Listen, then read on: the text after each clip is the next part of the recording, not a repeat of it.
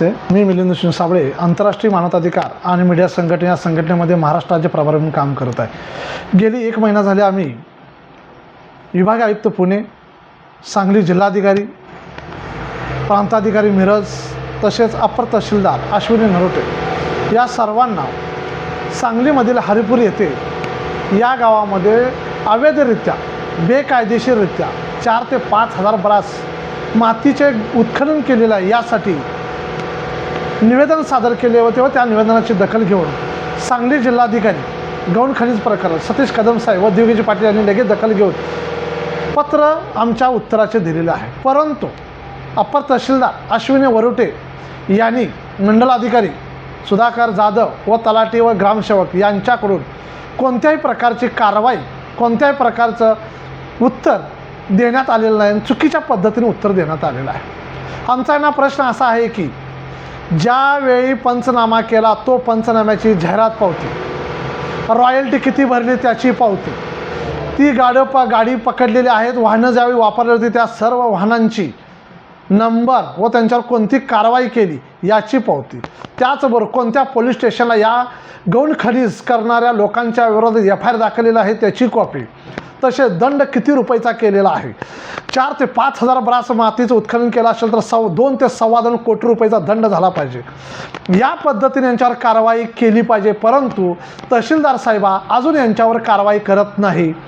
कोणत्या पद्धतीने आम्ही मागणी करतो याचा देखील त्यांनी विचार करत नाहीत। फक्त प्रकरण कसं पुढे गेलं पाहिजे, कसं नेलं पाहिजे याच पद्धतीने हे सर्व मिलीभगत पद्धतीने काम करत आहेत। म्हणून आमच्या संघटनेच्या वतीने यांच्यावर सर्व भ्रष्टाचाराचा आरोप आहे।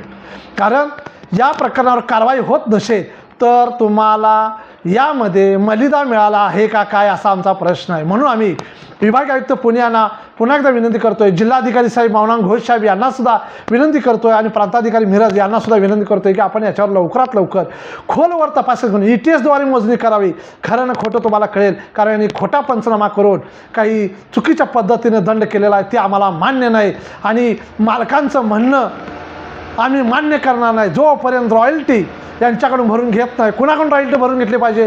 तलाठी सुधाकर गायकवाड आणि तहसीलदार मॅडम या तिघांच्याकडून रॉयल्टी भरून घेतलीच पाहिजे, मूळ मालकाकडून सुद्धा घेतलीच पाहिजे, कारण शासनाला फसवणे म्हणजे मोठा गुन्हा आहे। त्याचबरोबर 2.25 कोटी रुपयाचा दंड जोपर्यंत होत नाही तोपर्यंत आम्ही हे प्रकरण शांत बसणार नाही। जोपर्यंत लढा देता येईल तोपर्यंत आम्ही हा लढा देणार आहे। हे तहसीलदार मॅडम, अप्पर तहसीलदार अश्विनी नरोटे मॅडम यांनी लक्षात ठेवावं, कारण लवकरच सर्व अधिकारी वर्गाकडून याची उत्तर येणारी चौकशी चालू होणार आहे।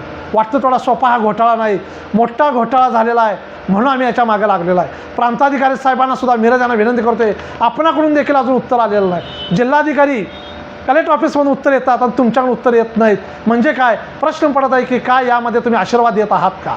म्हणून पुन्हा एकदा प्रशासनाला विनंती आहे की आमच्या निवेदनाची खोलवर तपासणी करून दखल घ्यावी व संबंधित भ्रष्टाचारी अधिकारी यांच्यावर फौजदारी कारवाई करून यांना कायमचे बडतर्फ करण्यात यावी आणि ज्या व्यक्तीने हा गौण खनिज घोटाळा केलेला आहे त्यांच्यावर देखील रॉयल्टी भरून 2.25 कोटीचा दंड करण्यात लवकर यावा आणि जाहीर करावा अशी आमची विनंती आहे। जय हिंद, जय भारत, जय संविधान। कारण बरेच दिवस झाले आम्ही मागं लागत आहोत, पण अजून देखील यांच्यावर कारवाई नाही।